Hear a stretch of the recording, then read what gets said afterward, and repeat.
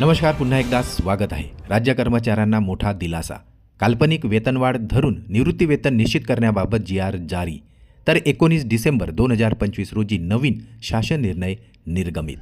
चला तर पाहूया याविषयी सविस्तर अपडेट. त्यापूर्वी चॅनलला जर नवीन असाल तर सबस्क्राईब करायला विसरू नका आणि नवनवीन अपडेट मिळविण्यासाठी बेल आयकॉनला प्रेस करायलाही विसरू नका. अत्यंत कामाची आनंदाची बातमी आपल्या सहकारी मित्रांना शेअर करून व्हिडिओला लाईक करायलाही विसरू नका.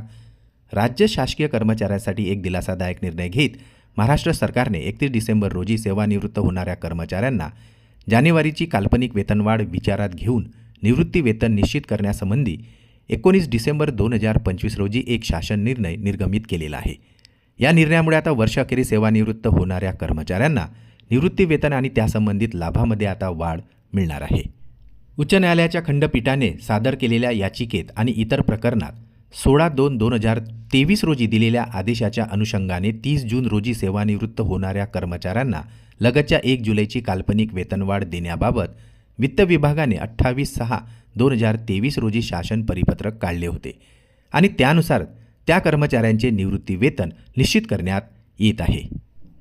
सर्वोच्च न्यायालयाच्या आदेशानुसार आता केंद्र शासनाने 20/5/2025 रोजीच्या आदेशानुसार 31 डिसेंबर रोजी सेवानिवृत्त होणाऱ्या कर्मचाऱ्यांना 1 जानेवारीची काल्पनिक वेतनवाढ देण्याचा निर्णय घेतलेला होता.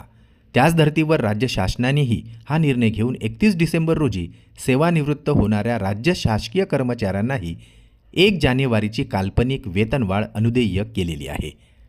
तर हा लाभ कोणाला मिळणार, चला तर पाहूया.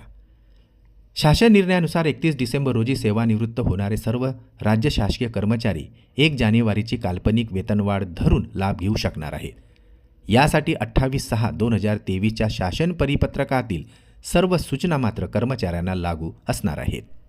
महत्त्वाची बाब म्हणजे 1 जानेवारी रोजी वेतनवाढ देण्याची तरतूद 7व्या वेतन आयोगानुसार 1/1/2016 पासून लागू असल्याने ही तरतूद केंद्र शासनाच्या धर्तीवर 1/1/2016 पासून प्रभावी असणार आहे. त्यामुळे मागील वर्षातील पात्र कर्मचाऱ्यांनाही याचा लाभ मिळण्याचा मार्ग मात्र आता मोकळा झालेला आहे. या निर्णयामुळे दीर्घकाळ प्रलंबित असलेला प्रश्न मार्गी लागला असून वर्षाखेरी सेवानिवृत्त होणाऱ्या कर्मचाऱ्यांच्या निवृत्ती वेतनात न्याय्य वाढ होणार असल्याने कर्मचाऱ्यांमध्ये आता समाधान व्यक्त केले जात आहे.